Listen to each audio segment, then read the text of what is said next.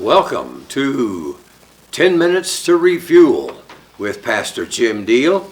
And this happens to be a winter morning when we are videoing this in January. And the snow is coming down in Denver, Colorado. So I thought that being by a fireplace kind of feels good and all the rest. Although some of you, it's summertime, especially those of you down in Argentina and other places that I've heard from lately, but you understand. All right, I'm going this morning, or today, I guess I should say, because of all the places where you watch and listen, I'm going to Psalm 25, and without reading it all, let me just tell you, David was the king. He was being chased again by an enemy, and he was crying out to God to help him. Just listen to a verse or two. To you, O Lord, I lift up my soul. O my God, I trust in you. Let me not be ashamed. Let not my enemies triumph over me. Indeed, let no one who waits on you be ashamed. Let those be ashamed who deal treacherously without cause. Then he goes on over here. Turn yourself to me. Have mercy on me, for I'm desolate and afflicted. Can't you hear the cry of the king to the Lord? He was probably in a cave somewhere, and he wrote this and is crying out these words. The troubles of my heart have enlarged. Bring me out of my distresses.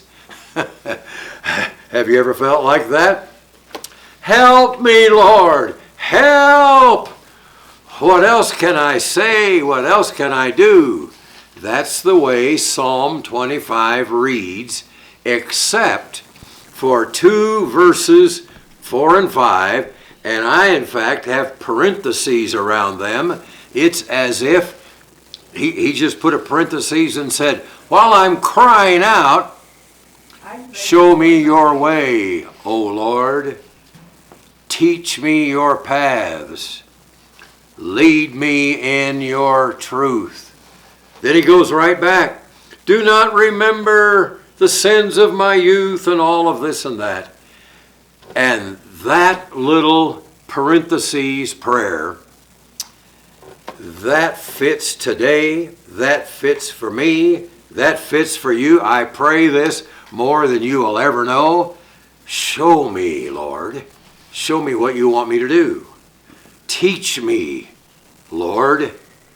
Lead me, Lord. Those three thoughts.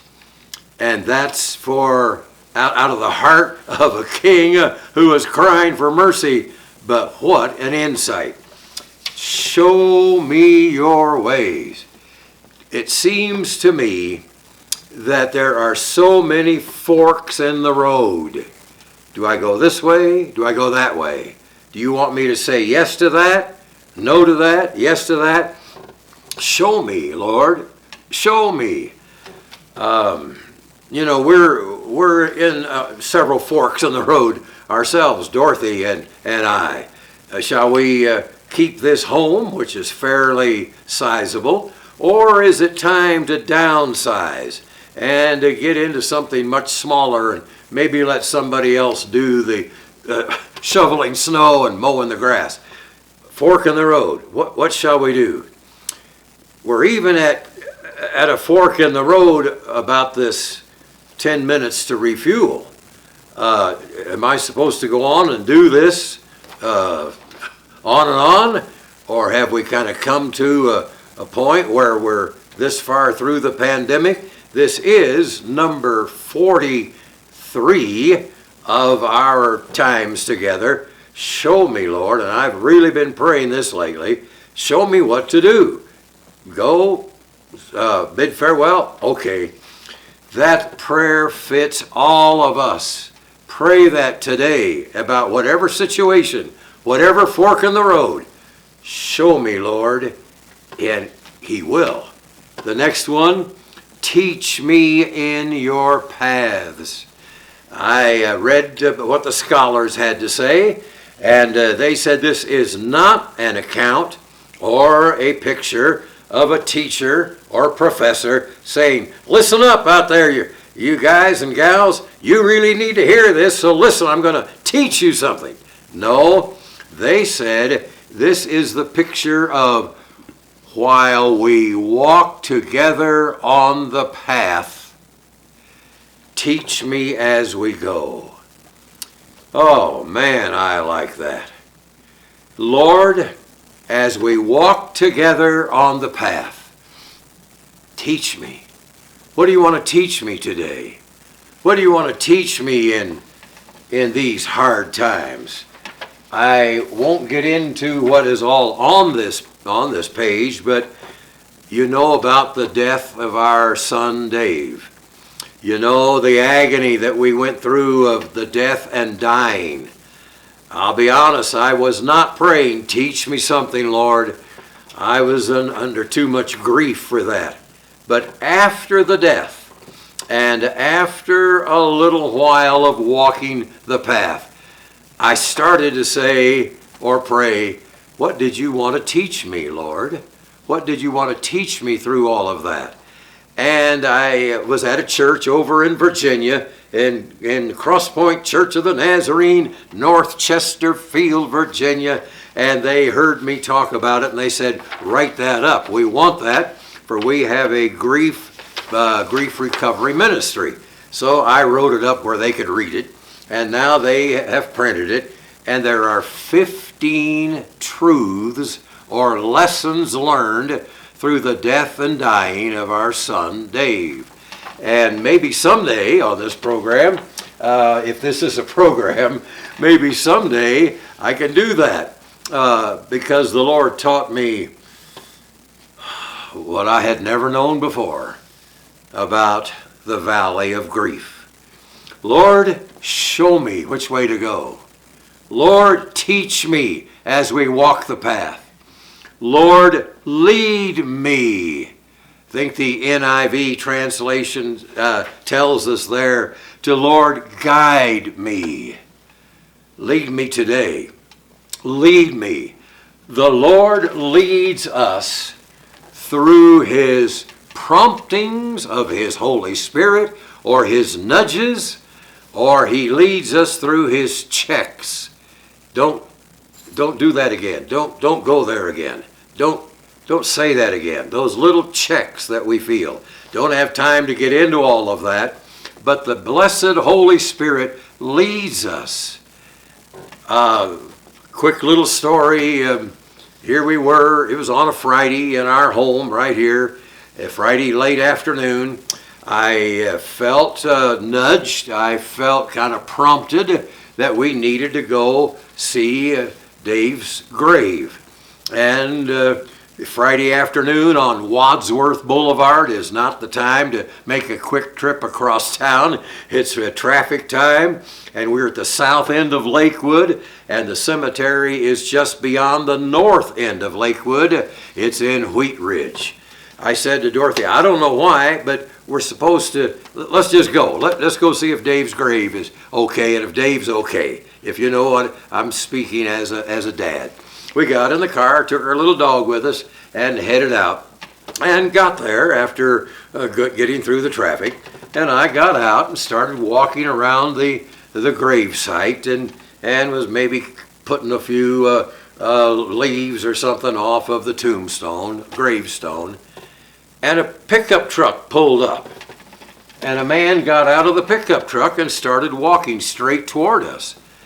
I've never seen the brother before, and so I just said, hello, you must have somebody out here in the cemetery that you're coming to see, some grave. And he looked at me and said, my sweetheart,